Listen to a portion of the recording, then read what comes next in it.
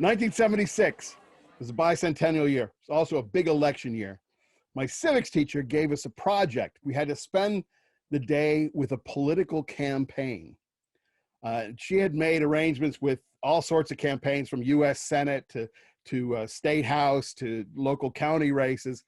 And I was assigned to a really hotly contested state house race. I was working for the incumbent, who was an older guy who was facing a challenge from a new young guy who was really excited, really hard charging, and the race was close for the first time. So my mom dropped me off at this old storefront, empty storefront that they had converted into a campaign headquarters. And I went in with some classmates and we licked stamps and stuffed envelopes for 4 hours, and yeehaw. But the cool thing about the day was the guy who they had assigned to babysit us was a really interesting guy. He was an ex-hippie who had decided he was going to change the system from within. So he had joined the establishment. But the great thing about him was he didn't talk to us like kids. I mean, we were 12, 13 at the time.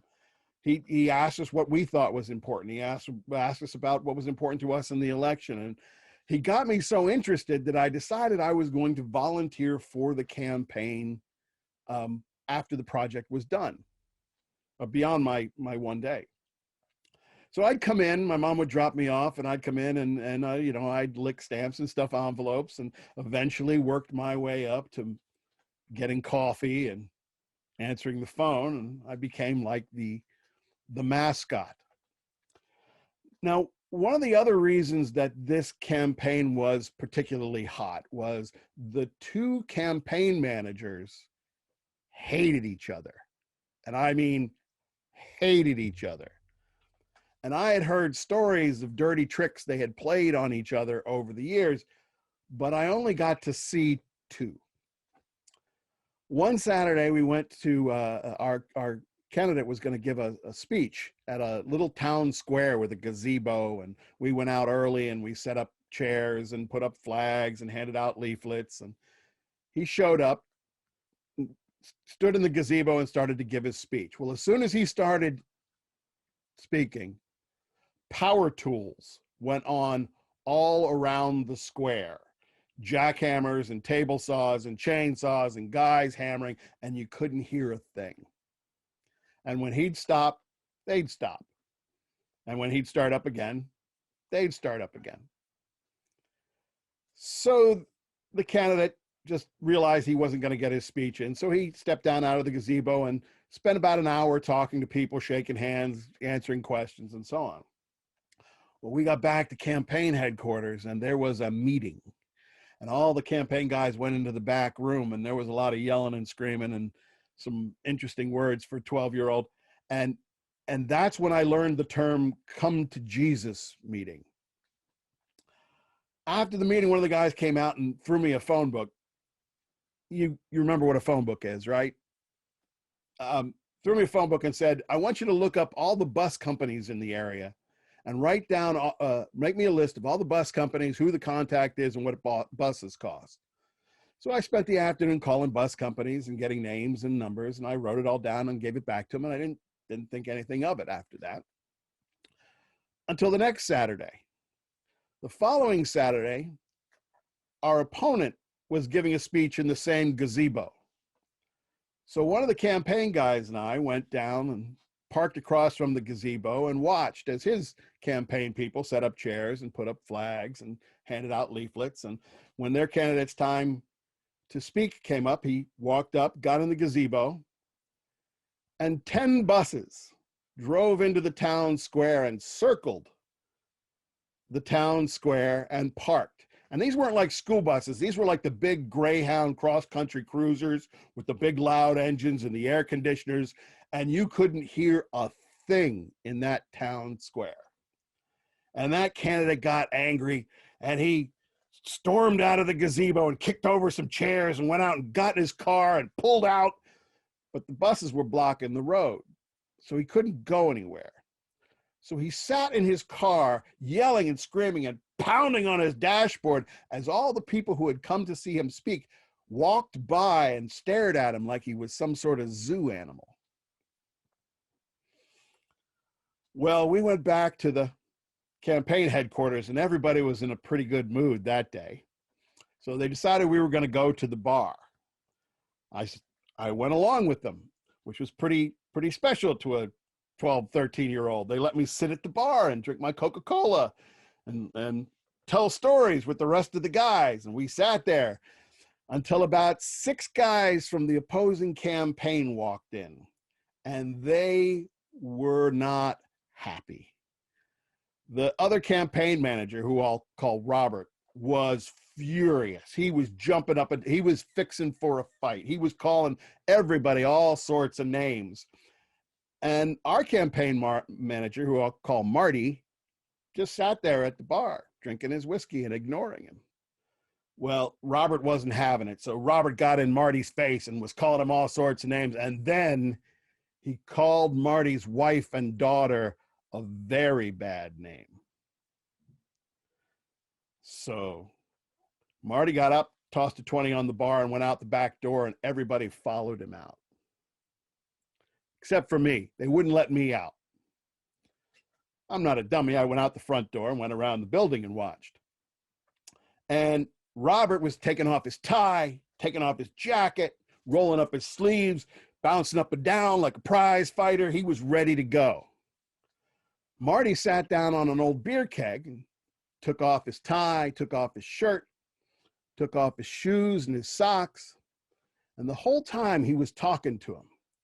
He said, "You know, Bobby, in addition to having a dominant hand, we have a dominant eye.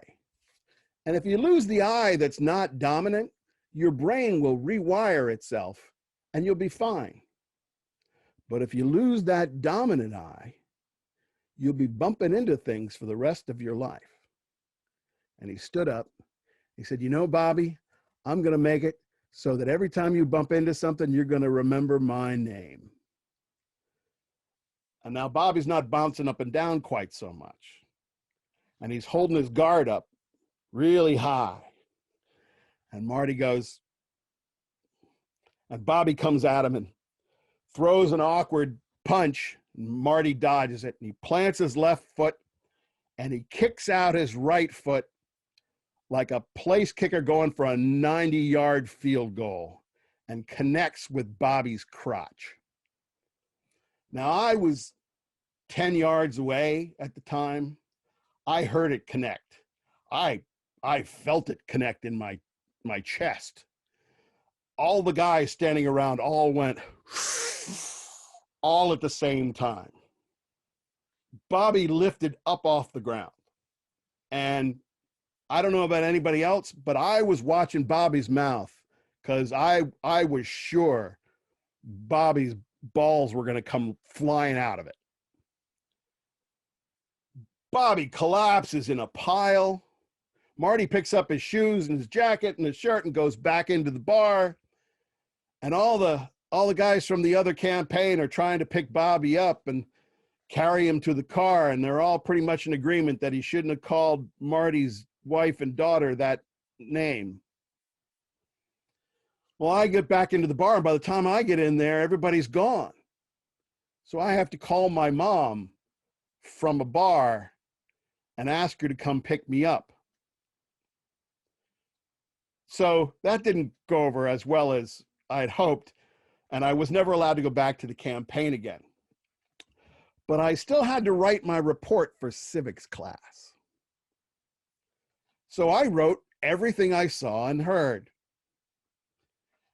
On the day we were to give our reports, and see, I'm an S, I'm a Smith, so I'm one of the last ones to go. And everybody's giving their reports, and everybody's reports are like talking about how gosh darn awful, star-spangled wonderful it is to work for an American political campaign. And really the only interesting one out of all the reports was one of the campaigns had gotten them Chinese food for lunch, and one girl's report was 2 pages on the first time she ate Chinese food. And as I'm listening to all these reports about how wonderful it is, like the brown nosers, of course, use vocabulary words from the text in their reports to make sure they got extra points. I use vocabulary words as well, but I use them from health class. So, for example, I used penis because that was the proper term for the name that Bobby was calling everybody in the bar. And I used vagina, which was the proper name for what Bobby called Marty's wife and daughter. And of course, I used testicles. But sitting there listening to everybody else's reports, I was wondering if my particular brand of gonzo journalism was appropriate for an 8th grade civics class.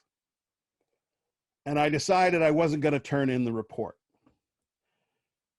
Fortunately, we ran out of time before they got to me, and I thought, you know what, I'm going to take this report home and rewrite it and make it all star-spangled wonderful for the bicentennial and turn it in. But I'm not that kind of guy. I'm lazy. And I blew it off and didn't rewrite the report. I ended up turning in my original report late. And a few days later, we all got our reports back. Mine was the only one that came back in a sealed manila envelope with a note on the cover, that's a note to my parents on the cover, asking that they call and talk to the civics teacher to discuss my report. And there was my grade, the F, and next to it the word overdue. Thank you.